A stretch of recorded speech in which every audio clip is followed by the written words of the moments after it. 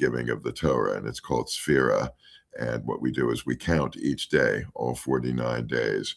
And the idea being that as we count each day, we're reminded of the importance of counting each day of our lives and of striving to make each day count. And that's really the prayer that we seek every single day. And it's amazing here on the Lifeline the way Imani, even though not for this purpose, has been sending us these wonderful poems every single morning and helping us to make each day count. And today also is Emancipation Day, which is an important day in the District of Columbia. But of course, we all think about that today and celebrate with everyone there. So that's what's been going on, and very glad to be back. Oh my goodness. Well, very glad to have you back. And in addition, I cannot help but be aware that this is the same time on the Christian calendar where we're moving towards the Pentecost, right? Right. 50 days after Right. Passover. So That's actually another name for the holiday. Shavuot and Pentecost are the same day. Wow. Awesome. Once again, just shows Absolutely. that we have more in common, right? Than we do difference. Oh my goodness. So cool. Dr. Tonda Wells, what's going on in your neck of the woods? What's happening? She has a twitch. Oh, I'm sorry. I see Reverend Dr. Frazier's hand. Come on, Reverend Dr. Frazier. I just wanted to say that Tampa General Hospital is one of the only hospitals in the area that is doing a clinical trial for prostate cancer removal, which is huge. And because I sat on the boards, the Community Health Improvement Plan with the Florida Department of Health, we see that Black and Latin men in our Tampa Bay area are leading the way with prostate cancer. So we've got to, warn and tell our men to go and get checked, but also know that there are resources available, and this is free. You don't have to have insurance or anything. So if you want to find out about it, you can actually Google it. I saw it in the newspaper about the Tampa General Hospital and the prostate cancer clinical trials available.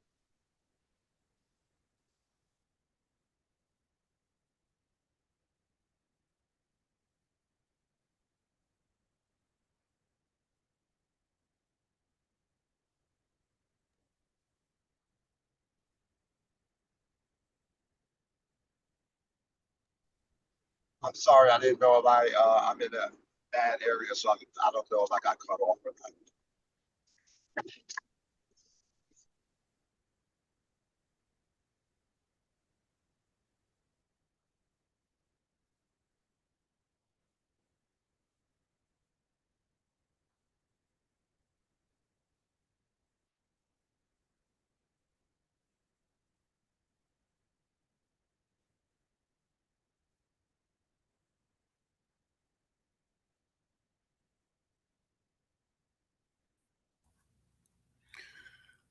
I'm not hearing anything. Okay, I thought it was just me. I think Dr. L's got cut off some kind of way. He's not on anymore. I see. Yeah, so it's just us now. Yeah, I noticed he just dropped off. Right. I just got a note that the host has been transferred to me, which I didn't expect. So let me just say, why don't we continue with everyone giving their updates? Who would like to go next? You. Do you have an update for us this morning?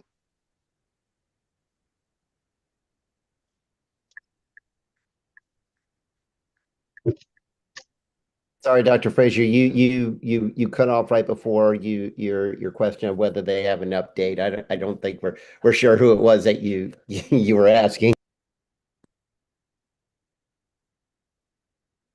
All right, so let's turn it over to Chaplain Joe. Good morning, Chaplain Joe. How are you doing, and what's going on over at the hospital this morning? Thank you for the chance. I am doing well. I am in a new location since January, and my transition going on very well. I have a team of chaplains here. This is a bigger hospital than where I was. And so I have a team of chaplains, and they have been very generous and very supportive in my transition. And I'm happy to see all of you in my local church. We are planning to have a mission trip to Kenya. That's my native country. And they asked me to lead and to guide and to support that plan. So I ask you to keep us in your prayers. Next year, we'll be having few friends from my church going to do a mission trip in Kenya to do some evangelism, to provide some support on the construction project that is going on there in Kenya. So keep us in your prayers as we make plans to travel to Kenya. Thank you so much for giving me this chance. Wow.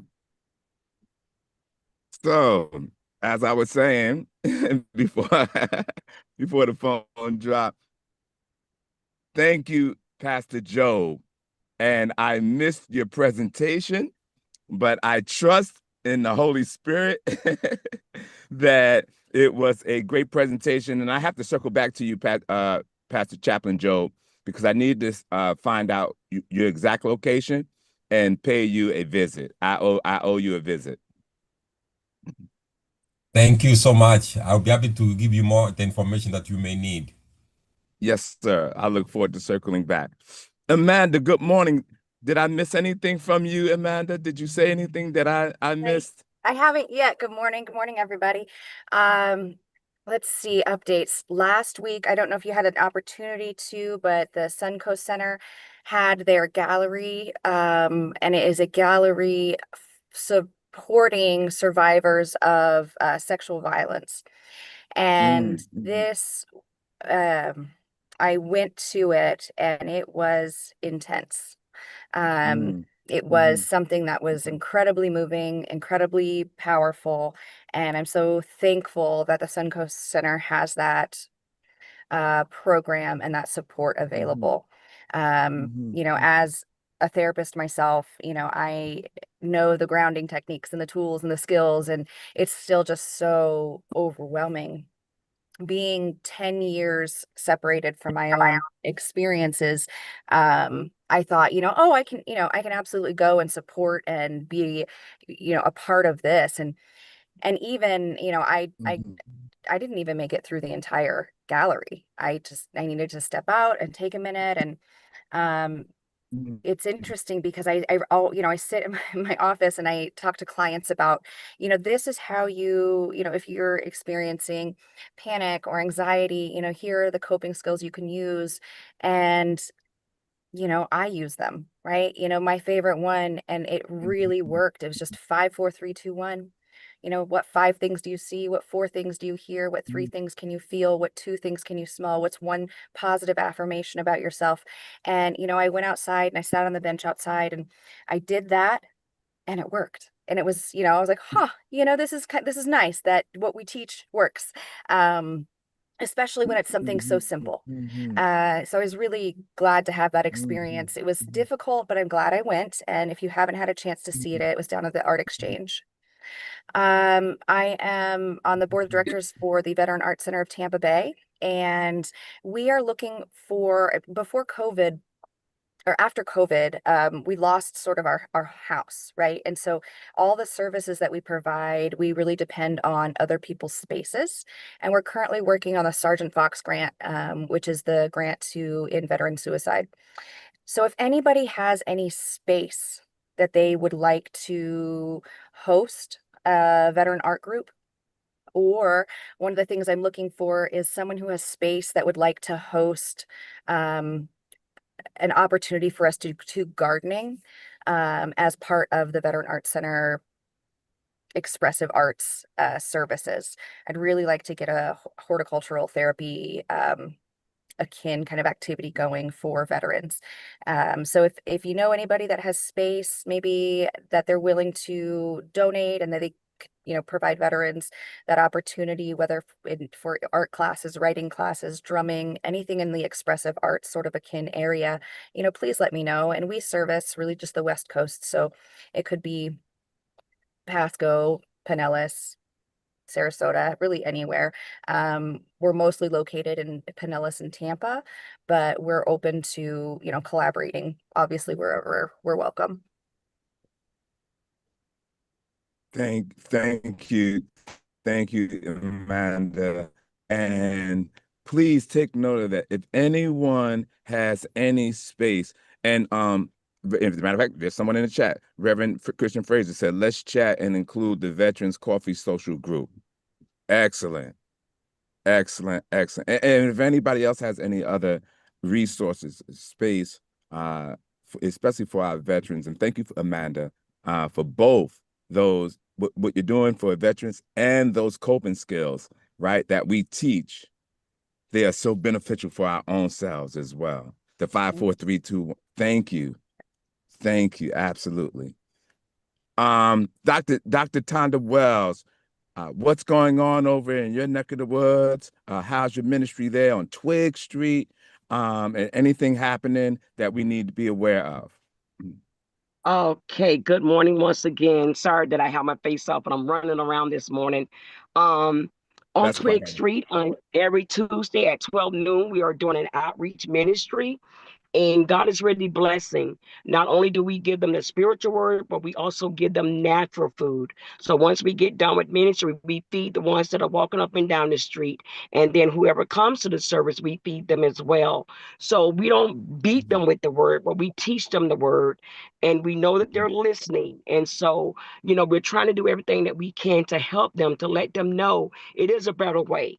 And let them know that you're not out here by yourself. We are here for you. I was born and raised here in that neighborhood and those surroundings. So, I want to do whatever I can to bring back things to my friends who I grew up with, the ones that's under me. So it has really been a blessing. Also, with ministry, I am the dean, newly appointed dean, a year now, of BC Graham Theological Seminary. And we offer bachelor's, master's, certificate programs, doctorate degrees, whatever you're looking forward to. Forward your ministry, just education. I know Dr. Els, he's in the seminary things as well, but we're here to support to whatever you need. Just let me know and we can catch you to whatever. Now, you don't have to be just me. It could be him or anyone, but we want to help. That's what it's all about. It's not about just preaching, but it's about teaching the word of God. Because when we teach, that means that we can learn more. We can get better understanding of what the word of God is talking about. So I'm just grateful for what God is doing. Even at Mount Pilgrim, where I'm the associate minister at, we're getting ready for our Women's Day service on Sunday. And I'm just looking forward to what God is getting ready to do through our guest speaker that morning at 11. Then we have another guest speaker coming in at 3:30. So we've been praying about it and just seeing what God is getting ready to do in the area. So I'm just grateful to be on this morning. So God bless you all. Oh my goodness, we are grateful for what you are doing there, right there in Ground Zero, where it is most needed there on Twig Street, and then the women's conference that you have coming up as well. And I hope and pray all of the women that are on this morning are taking note. And if you're not doing anything, this coming Sunday, Mount Pilgrim is on School Street. And what is the address to Mount Pilgrim? 825 8. What is the address, Dr. Wells? Dr. Tonda, maybe perhaps you can come back with the address so that everyone can be well informed. Can you hear me? Yes, we can hear you. Okay, it's Mount Pilgrim. Yes, we can hear you. Mount Pilgrim Free Will Baptist Church, 863 School Street, Brooksville, Florida, 34601. I'll put it in the chat. Excellent. Thank you. Thank you so very much. All right, Demetria, welcome. You want to just come on and introduce yourself and let us know just a little bit about what you're doing and what you do in the community? if you can. She's probably driving. I do know that she came on. She popped on for a bit. I know that Raquel was probably in class. Imani Asakili, good morning, beloved. Are you anywhere that you like to come on just to introduce yourself? You have any announcements, anything that's going on in your neck of the woods from the African Heritage Society, African American Heritage Society of East Pasco?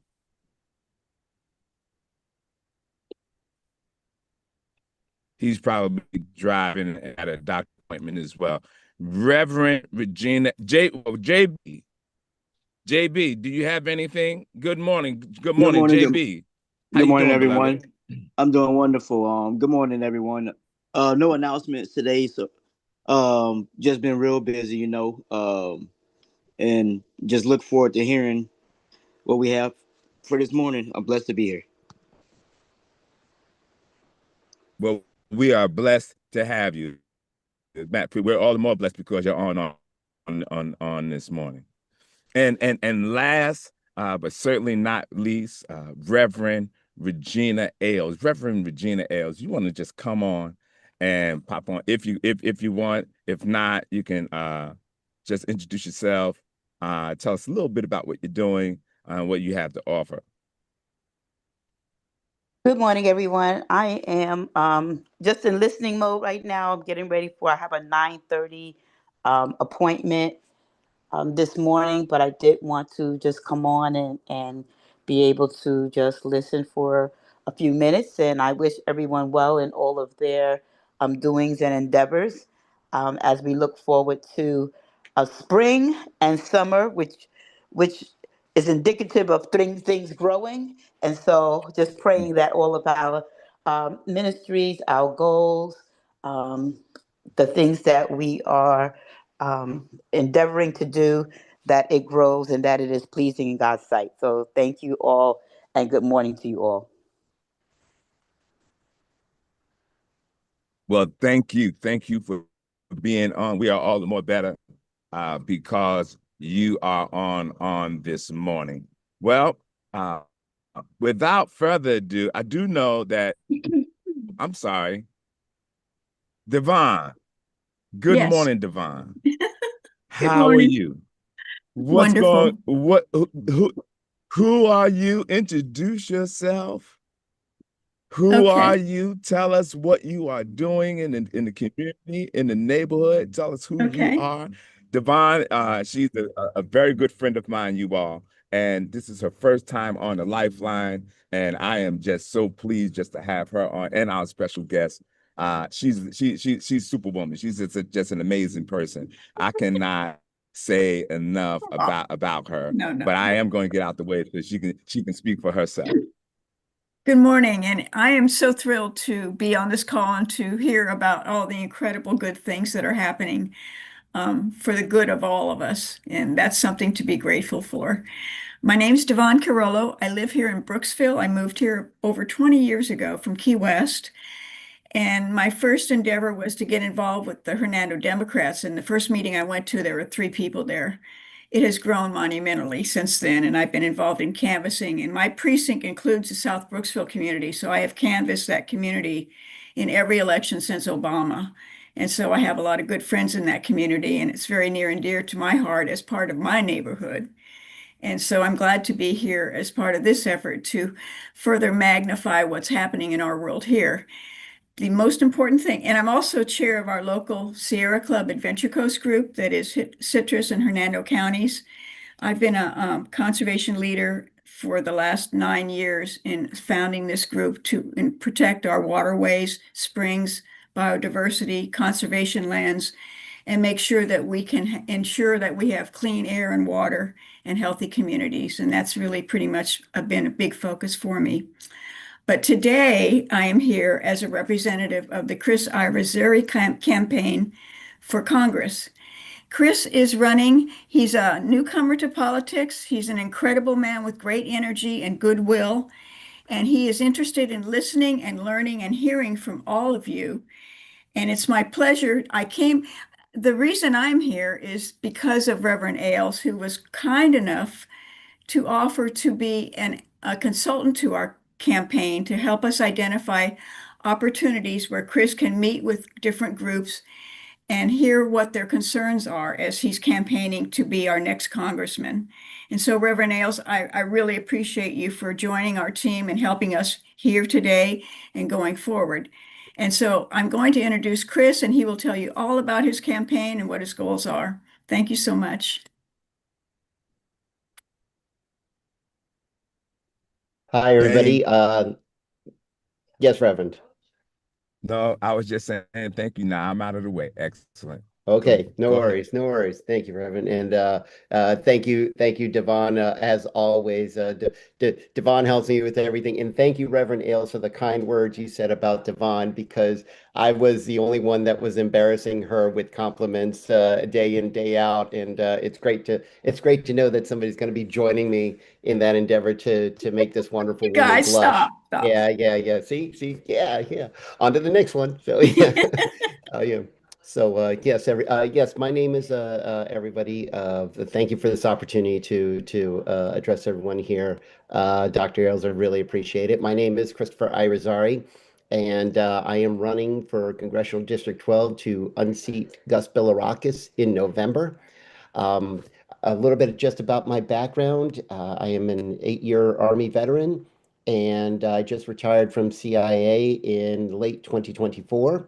I've been all over the world, and I've had a lot of experiences, 24 years of federal service for this country's, given in 2 oaths.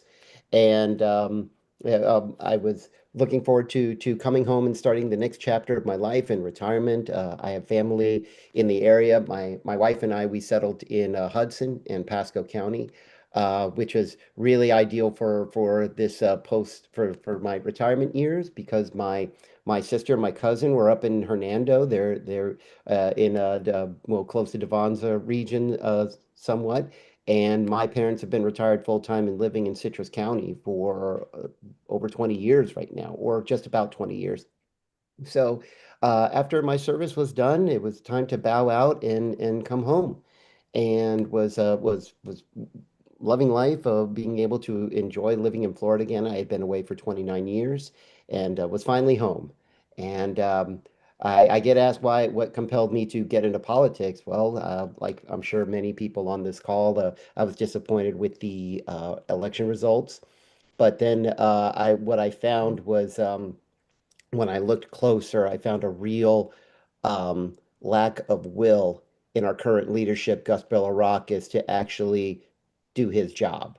I've come from the Army and CIA. These are action and results oriented organizations, and I just couldn't see how somebody could just be so cavalier about walking away from his solemn oath, his solemn duties, his solemn responsibilities to represent us.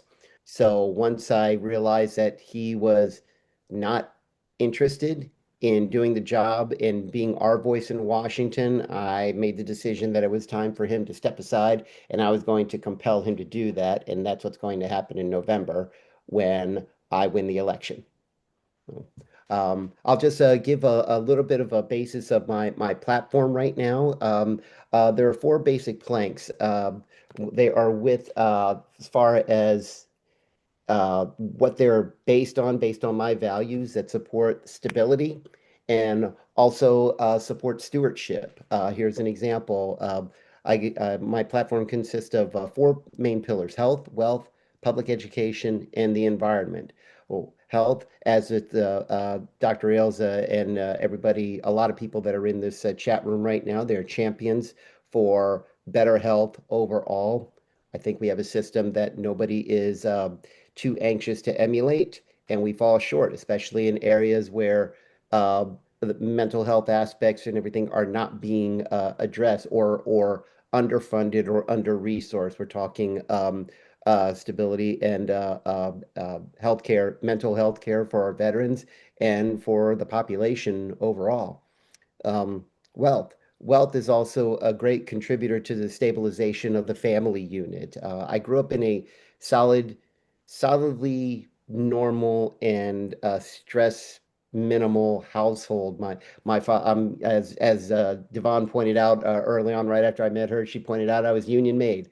My father worked for Florida Power and Light for 39 years. He had a union job. We were always fed. We were always clothed. We never had the lights turned off.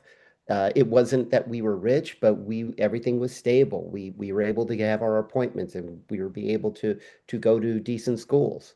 That goes to my other thing. There's public education. I was able to go to these schools because it was stable. We respected teachers. We had a different seems mindset about them. I mean, right now we are 50th in the United States as far as what we pay teachers right now. The education that I got and the experience that I had from our public education school, that was not the product of paying our teachers the least in the country. We need to do better about that in Florida and the nation writ large. And finally, the environment. I believe like great infrastructure projects that previous generations have built for us. I believe that our natural environment, our aquifers, clean air, clean water are all gifts. These are gifts that we need to protect. We need to make sure that the legislation we pass has responsible development paths, responsible development timelines. Um, let's just know that when it rains on this new project or this new building complex, that the rain that falls around it has somewhere to go, so it doesn't flood out everything. We need to make sure that also the development that we undertake fits what the local economy, what the local population wants, and is able to protect everything, our green spaces, so we can all enjoy it for years and years to come. So that's my platform in a nutshell: health, wealth, public schools, and the environment. So that's my basic introduction. Again, I want to thank everybody for the opportunity to speak and address everybody. I have to thank Devon every day for setting this up and introducing me to all these groups, which I welcome every chance I can get to do this. So. Um, Dr. Ailes, I'll happily answer any questions that people may have. But again, just thank you for this opportunity. All right. Thank you. Thank you, Mr. Arizari. And how do you like for us to address you? Mr. Arizari, Congressman Oh, to be Irizarry, how would you like to be addressed before we get started? you know what? Let's just go with Chris. I think it just works out for everybody. Okay. And this is a question. The question on how to pronounce my name is something that I've uh, I've dealt with since, well, forever. So I'm totally over it. So please, Chris, Mr. Just Chris is fine. Thank you. Okay. Okay, Chris. And we'll call this Yes. morning tea talk. And because we're calling it morning tea talk, we had the kitchen table, and so let's talk about kitchen table Yes. issues like Yes. the price of gas is like ridiculous. And I'm not certain if you've been to the gas pump lately or who fills up your gas, but it is ridiculous. And prices for food is just astronomical, as well. So I am certain that there are individuals on this call, and we are also being streamed live on YouTube, are feeling the pinch and would like to know, like, what could you do what could you do, or what would you do if you was to get in Congress? And also, secondly, as you know, my platform faith-based, right? So what types of economical streams of income would you be able to funnel through to the faith-based organization better do what God calls us to do? I see. I Over to see. you. Yes, yes. To answer your first question, or to address the first issue, there's a very good reason why our current administration wants us to just move on from the whole affordability. That's just that's so faux pas. That's so last election. Um, he Well, we all know why he is compelled to try to push that issue off the back of the stove. But there are, yes, with everybody, just like everybody on this call and everybody through District 12, my wife and I, my family, we feel it. We feel it all the time as far as like the expense of everything, as far as food and as far as gas. Um, the main issue right now, as far as this, is that we have an administration right now that is operating and is unmoored at the time. You have a complicit Congress, especially our Republican representative Gus Bellerakis, who has no problem with just vacating their responsibilities to be that co-equal branch of government to keep people accountable in check while they're uh, leveraging their influence through the power of the purse strings. We do not have a constitutional crisis. I've heard this in social media circles, and I think this is a compelling argument. We do not have a constitutional crisis. We have a Republican crisis. We have a sycophant crisis. We have people who are just willing to abdicate their responsibilities to the people who sent them to Washington.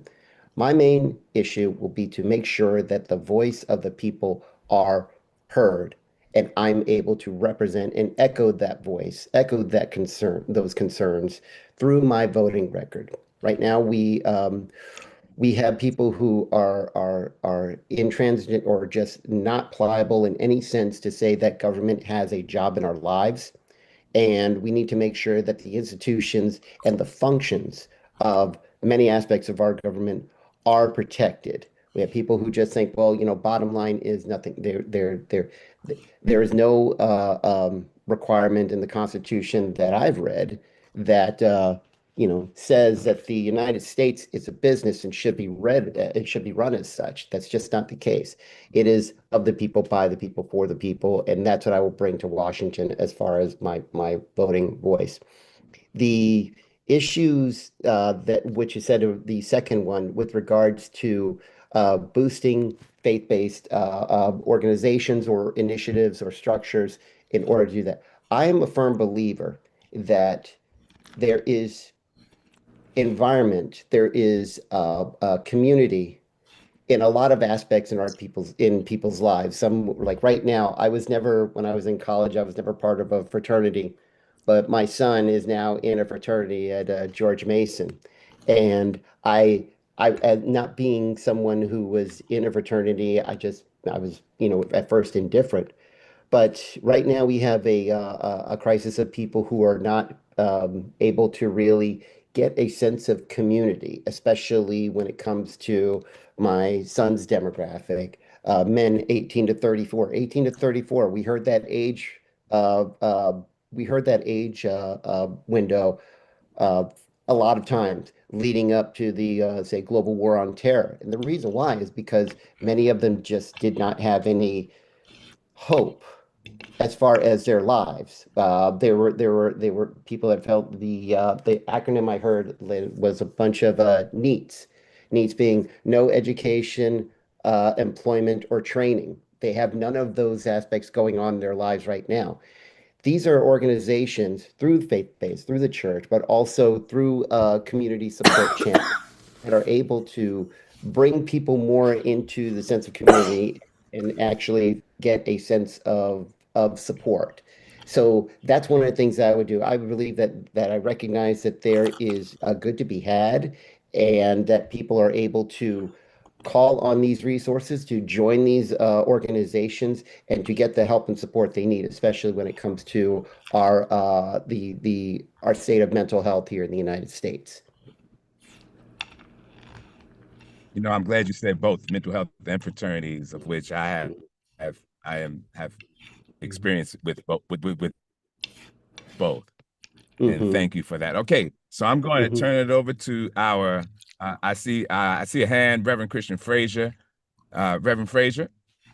Good morning, everyone. Again, Chris, I wanted to ask you about how do you plan to attack their because a lot of states and a lot of people talk about affordable housing and attacking the problem, but what I haven't heard from a lot of people is like the actual solution, like what solutions can we put in take place to solve the affordable housing in All our right, white area, people, listen and up. also You know Harriet Tubman, you know insurance. Frederick Douglass, but there was a white Methodist. Also insurance, because I personally I feel like our legislative bodies have allowed the insurance companies to just take advantage of Florida. We know that we have hurricanes and everything like that in the nation, and it's driving a lot of us out of the state. Yes, I could. Yeah, first of all, Reverend Frazier, thank you for mentioning that you joined the Double Nickel Club. I'll be joining you in August on that one. So yes, the housing issue that we have. I mean, I know that a lot of people and many generations. Okay, I'm not going to be able to. Excuse me, Reverend Elia. Yes, could you please mute? Yes.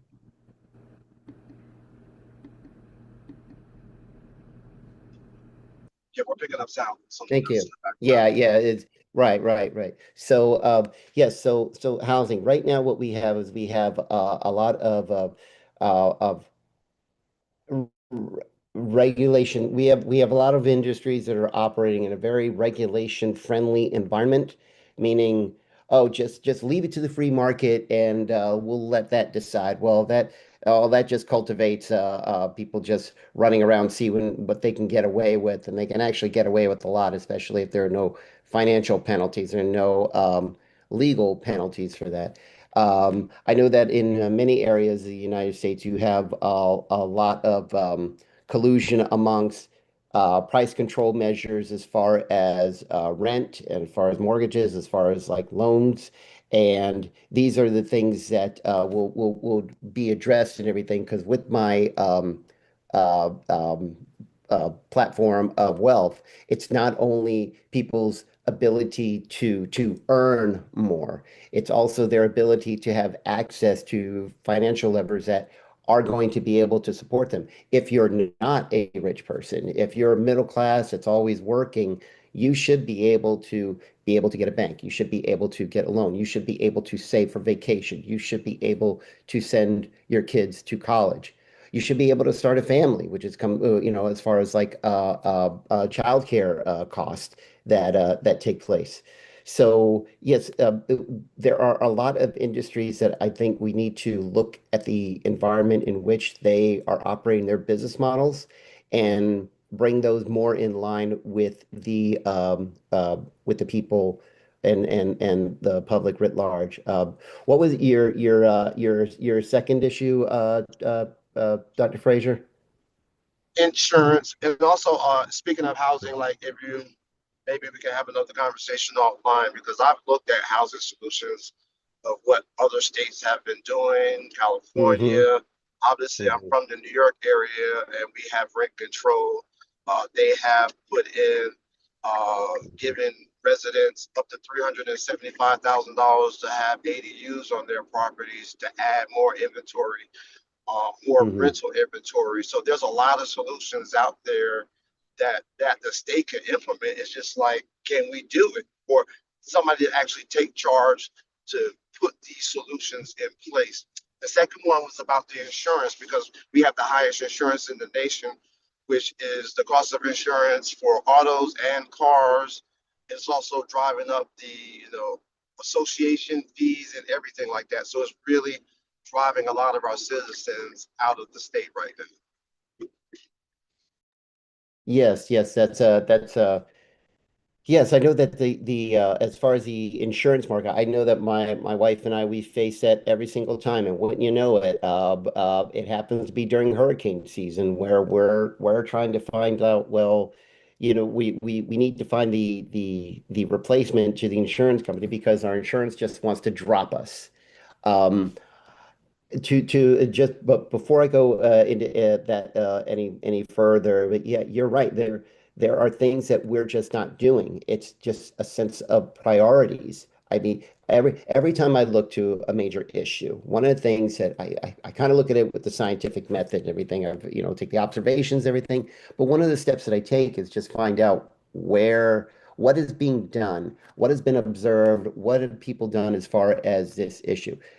I have not found one thing in anything that's related to my platform or another issue that was brought to me on the campaign trail that hasn't been attempted or hasn't there's legislation out there that has attempted to deal with this.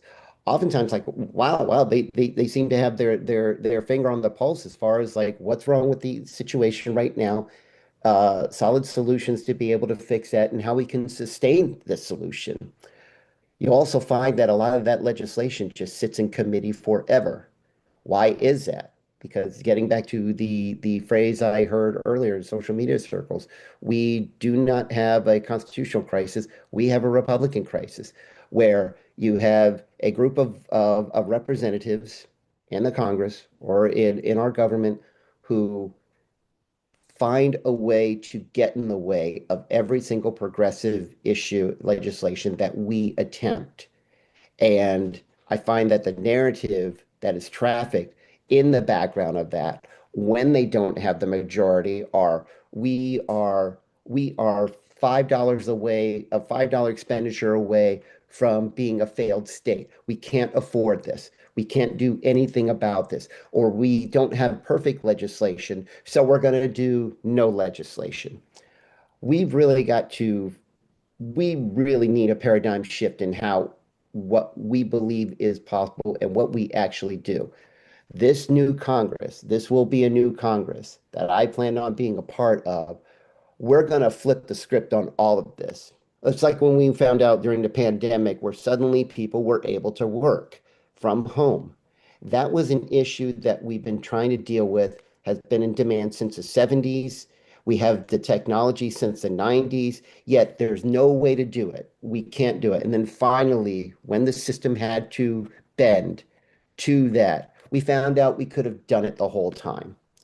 That's the way we should be looking at everything. Everything that we're looking to fix right now, everybody go in there with the extra motivation, knowing that we could have done this the whole time. We've just had the wrong people in the wrong place at the right time, it seems. So that's what we need to do. We need to make sure that when Okay, Chris, people are listen, sitting there, so we it's have not an exercise. Yes. So we have yeah, because we have like 10 more minutes before we close, or I can ask the group if we can expand this particular episode, just because I do know that we have a couple of questions, and I know the questions that are coming on deck, Amanda and Reverend Judith, are going to perhaps take up that 10 minutes. I And I do know understand. there I may be understand. some other questions. There may be some other questions as well. So I before we get understand. there, let me Sure, ask, sure. can Yes. we extend, do you all think, let me ask the group, Chris, can we extend, because I have Imam Hussein, Rabbi Becker, and this is a question I even have, how are you going to, I want y'all to be able to take this, I want you to take your message to Congress, this model, because we have Muslims, we have Christians, we have Jews, Yes. all on this call on today. And, we are demonstrating, life. And we would love for this message to walk of life to be carried with you when a new Congress is and there's going to be a new Congress. Yes. There's no doubt about it. But can we extend this episode past 10 o'clock? Do you all agree that we extend just 15 minutes or so? Do I have any objection? Okay, excellent. All right. So in order, I saw Amanda first, and then Reverend Judith. Yes. Hi, Chris. Thank you so much for coming in. I want to piggyback a little bit on that, but let's talk specifically about insurance for behavioral health and mental health. I don't think anyone is going to say that there's not a mental health crisis. However, in 2008, we have the parity law right? Insurance needs to pay equitably for mental health as they do for behavioral health, which the law is great, but if we don't enforce it, what's the point? Insurance companies aren't being held accountable for what they're actually doing, what their policies are, how they deny people. So that is on one side of it. I would like to see some enforcement there, right? We know that a lot of clinical providers will start out in community care to get their hours, to get their practice, and then immediately go to a private practice because they can't afford to live on $34,000 to $46,000 a year here. But we also can't pay them more if Medicaid's reimbursement is $20 on a therapy session, right? So it has to make sense. And if there's a crisis, why aren't we supporting it? Yes, that's interesting. I know that a lot of people, they talk to me about, well, how do we change over everything on our healthcare center? First off, I'm one who accesses the my for my mental health and everything. I do go to a therapist, and I do see that I have the opportunity to be able to do that. I know that one of the things that we have as far as like our system right now is totally designed with just getting inconsistent payments back in. We have everybody just trying to get that last nickel to make sure that do not let people leave until they have signed on this or until they paid. If we were to move to Medicare for all, we would be able to take care of all that at what is right now at a 3% administration fee.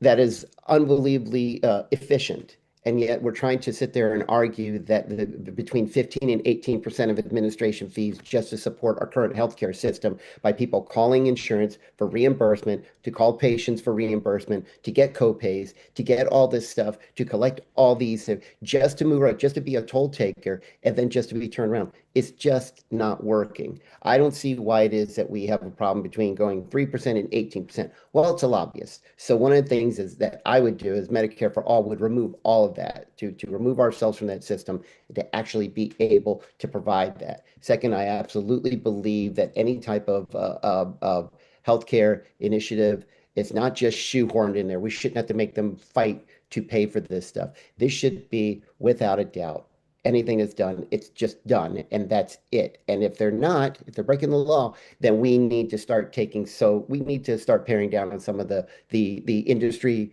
friendly regulations that they've been enjoying. And I think we'll be able to do that with the Medicare for all system. Thank you. Thank you, Amanda, for the excellent question. Reverend Judith. Yeah, so I am not convinced that there will be any change just with a change from Republican to Democrat. I think that the only thing the Democratic Party had going for it in the last election was their total hypocrisy on the issue of war and on the issue of Palestine, since there was no free speech at the Democratic National Convention. And being someone who was a Democrat my entire life, I had to walk away from that party because of its intense hypocrisy, which still exists today. Because in the last vote for a bill that was, and maybe is still in effect, for not sending arms to Israel, not sending more billions of dollars to Israel, only a handful of Democrats and Republicans, 5 total, voted against that. Do you accept money from AIPAC, and do you accept money from war manufacturers? No and no. Good. I want to be unequivocal about that. No and no. Okay, great. So what is your stand on these wars? How would you vote? Because I know Bernie Sanders, I think it was today or yesterday, gave a speech about, all of our warmongering. And there actually is a bill there is a candidate in Florida who found the money that the state of Florida gives to AIPAC, to Jewish nonprofits, which is millions of dollars in Florida, and is saying he will use that money for other things. He will use that money actually for the 18 to 30 age group to be, first-time house buyers. So there are things out there like that where people are saying, I will not take PAC money. I will not be that person. Yes, the flow of money was something that I found out that I learned from talking to a constituent. I'm new to politics, so I was unaware of that. You're talking about a network of supporters aware that money tap seems to flow, and it seems to flow out of Palm Beach area. Is that what you're talking about? The PAC money comes from all places. Right. Yeah, and most of our Congress and most of our Senate are pimps to the amount of money that they get to vote on certain topics. And it's equally Republican and Democrat. And our presidents in the past have also been complicit in this. I mean, Barack Obama was like the drone king, and Hillary Clinton is our Secretary of State. She had heinous policies that we're just finding out about. So I think to tout, that it's going to be better because it's going to be Democrat is really a lie. It's going to be better if people have a moral core. Well, then I'll frame it this way. I'm not the better choice because I'm a Democrat over the Republican that we currently have.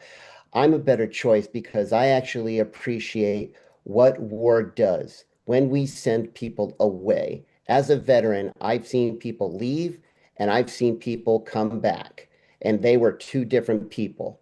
I don't think those are the ones that got off good. Those are the ones that got off good. I've had experiences that I've had to work through. I could probably go into that on another conversation, but I've seen how people come back. They come back broken. They come back damaged. They come back, and then they're expected to just go ahead and go out into the civilian world and forget everything that you had, or hey, just deal with it however you can as best you can. They push that responsibility down with no support, and everything is with our veterans. So as a choice for representative, I am better because I understand that dynamic. War is destructive. It needs to be the choice of last resort. And we better be getting something out of it rather than allowing somebody to give inside information as far as like which stock to buy because I'm about to make an announcement about the Strait of Hormuz.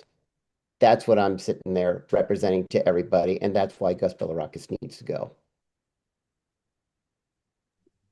Thank you, Chris. All right, Rabbi Becker. Hi, just to piggyback on that a little bit. One of the things that I found really is an anathema in Congress is, as you said before, just refusing to do its job. That I agree that we don't have a constitutional crisis. Our crisis really is in our representatives not doing what they are supposed to do, and specifically the War Powers Act.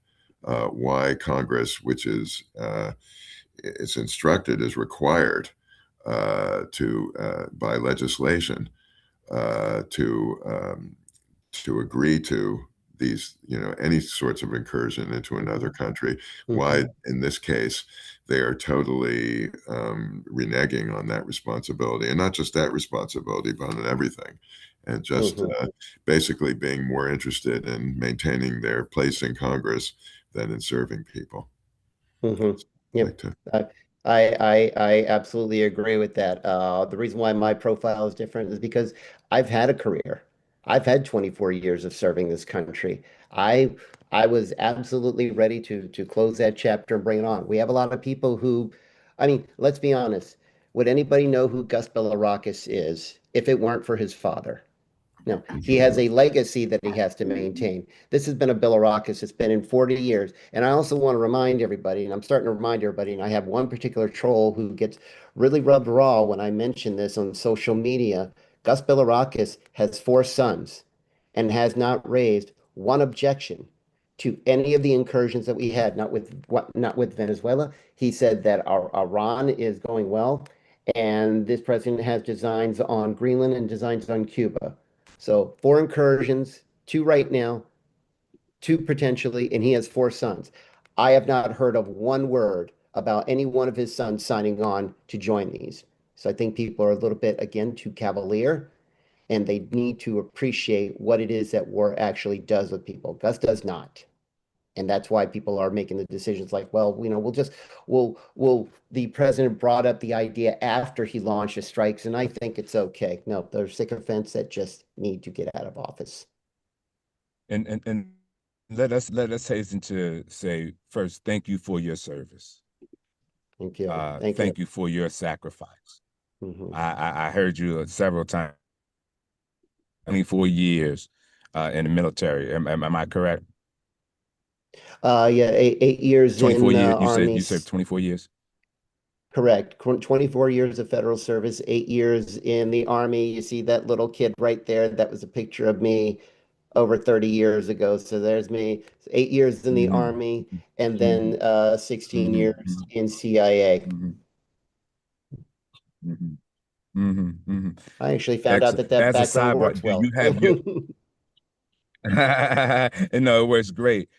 Do you have your, as a sidebar, do you have your full benefits? Because that's one of the things that we also do. We help veterans get their benefits as well. Yes, yes. My annuity, yes, my annuity is fine. I know that a lot of veterans are running to things that the Major Richard Starr Act is supposed to be fixing. Wouldn't you know it, that can't get out of committee either. Go figure.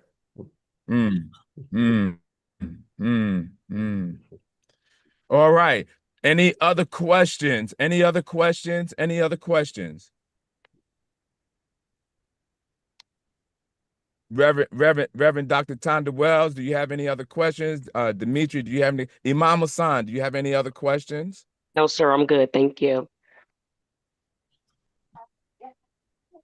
Imam, blessings to you, Dr. T. Imam Hassan.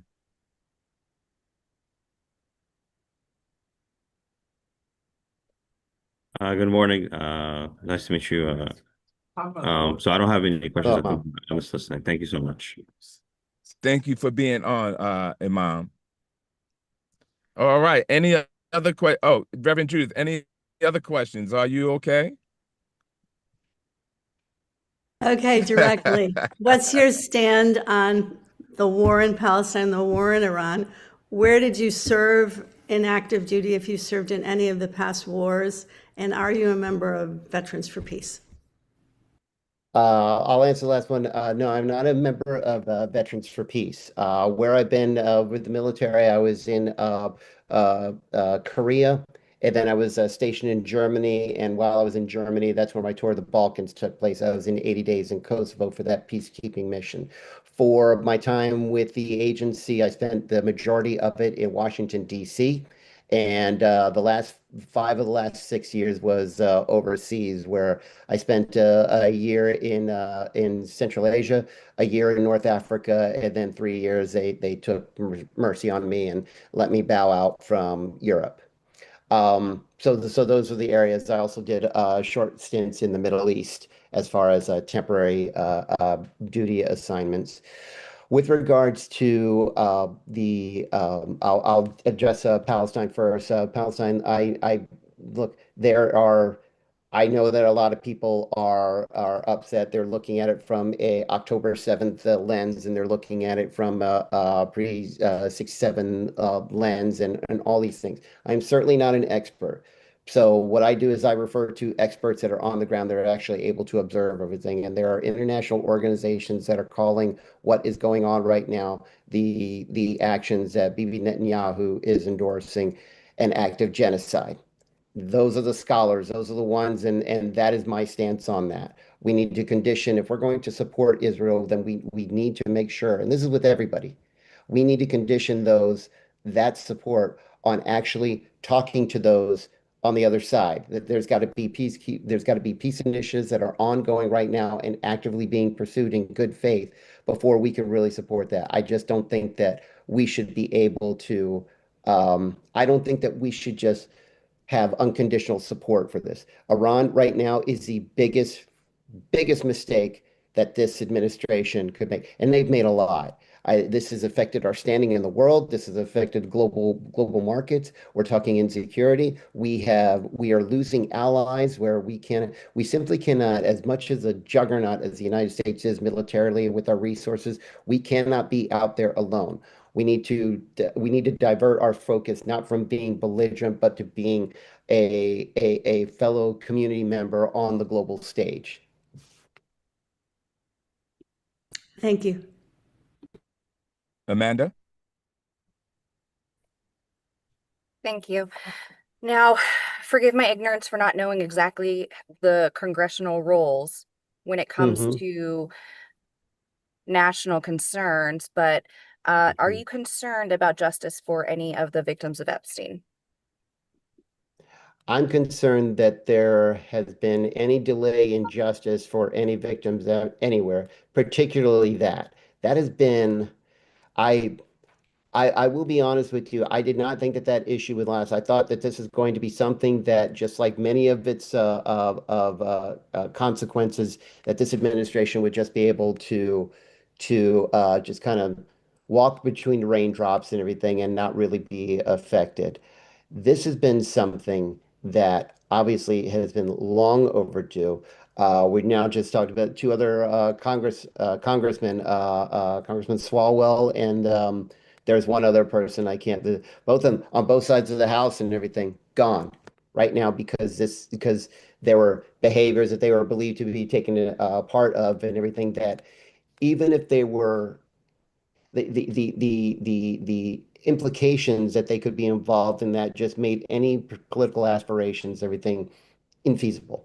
So I believe that one of the things we should release all those files, and that should have already been done. That we're still talking about these files as in a redacted state, while other governments throughout the world they're sitting there taking unredacted and actually charging their officials.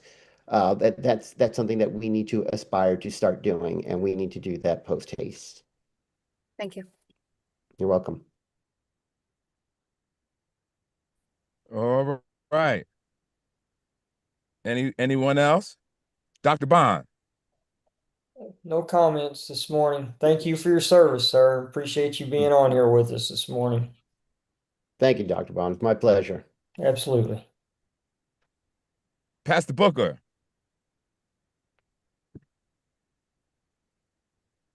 No, I have anything but good morning to everyone. God bless you. And we just continue to work together as a community to build us up as one. Yes, sir. Thank you for being on this morning, beloved. Yes, sir. Thank you, Pastor. JB, any questions? No questions at all today. I really enjoyed hearing it from you, Chris. Thank you. And then hearing everyone's questions and feedback as well too. So I definitely learned something today. I appreciate it, JB. Yeah, Thank you. Appreciate you being here. No problem. My pleasure. All right. Imani Asakila, you have anything? Are you anywhere where you have any questions? Or Demetria, I don't want to cut anyone off. Demetria, now's the time. Good morning. Yes, come on. Good morning, and I do want to say thank you for the invite. And I don't have any questions, but it is good to be on here and to listen this morning. Thank you, And Demetria. thank you for your service.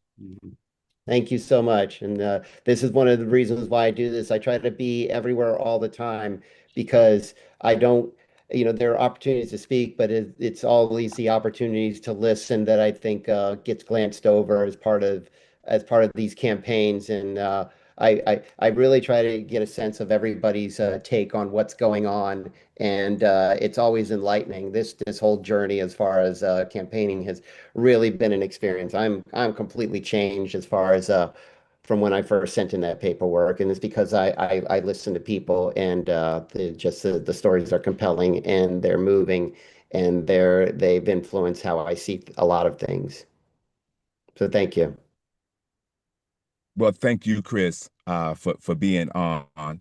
And if there was, like I said, if there was one thing, one takeaway, we just published, and I think I shared this with you, a book titled "The Book of Life," and it's a compilation of stories of recovery, resilience, faith, and education.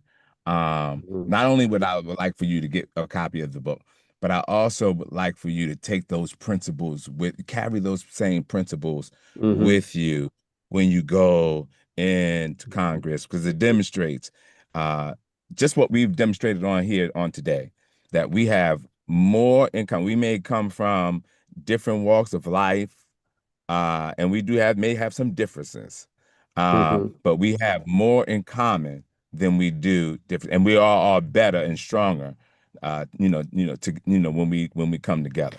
And so once again, thank you for being on this morning. And if there's no one else that has no other questions, I'm going to let Chris have the last word on today, and then we'll close out with a word of prayer. Chris, what would be your closing remarks? Well, closing remarks. Some of you may have heard, but we just posted the announcement last night. We have achieved the signatures necessary for us to qualify for the ballot. Devon was an absolute champion on that. She's jumping up. She has no problem me mentioning that. She drove that home, and now we are in a place. Now we are in a different phase of the campaign. Right now, we're going from trying to get on the ballot to the inevitability of us being on the ballot, and keeping my ability to bring my message, to meet people, to talk, and but yet most importantly, to listen, to be able to continue to do that. I don't have to outraise Gus Billirakis, because I know I can out hustle him. I do every single day. I do more before 9 a.m. than Gus does all day. I can promise you that. However, I need to be able to say, on the roads, on the street, in places, on Zoom chats, engaging and listening with people. So please, if you can, please go to Chris for Change, my website, chrisforchange.com. We're looking for volunteers. If you want to talk to me, you could schedule time.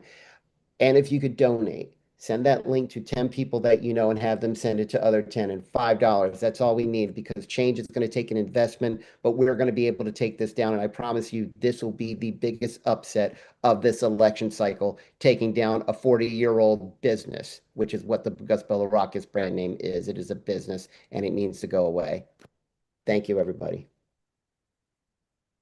All right. Thank you. You all heard it from the candidate himself. Thank you. And thank you, Devon, for everything that you are doing.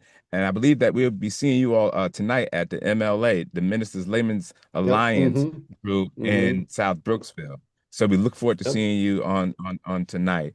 Dr. Wells, blessings to you. Thank you for being on. Thank you, Demetria. Thank you, Imam Hassan. Thank you, Imam JB, Rabbi Becker, Montero. It was so good. Demetria, Amanda, it was so excellent episode. And Chris, absolutely awesome. For being on, and good luck to you on your campaign. Would Imam Hassan, would you take us out with a word of prayer? The name of God, the most gracious, the most merciful, the extremely merciful, as God, to guide us upon the straight path, to use us for what's good, to use us till He's pleased with us, to alleviate the hardship of those who are suffering, to make it easy for those who are going through any struggle financially, mentally, spiritually. We ask God that He uses us for good wherever we may be. Amen. Amen. Thank you so very much. Blessings to you all. Looking forward to seeing you all next week on the Lifeline, right here at the same time. Have a blessed week. Rabbi Becker and Imam Hassan, would y'all stay on just for a second or two? And also Amanda, would y'all stay on for a second or two?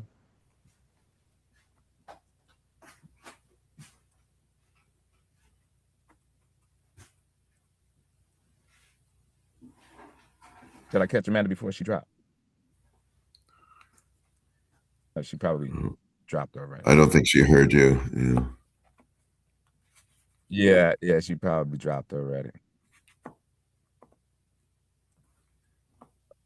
All right.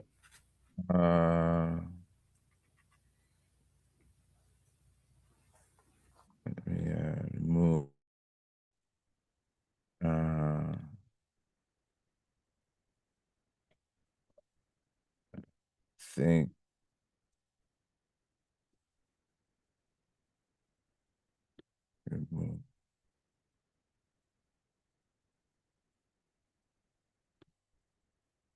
All right. How y'all doing? We're doing good. Good. How you doing? Good. So good to be here with you both. How are y'all holding up in your respective worship houses with everything that's going on globally, especially overseas? Well, it's been, I'm hearing some feedback here.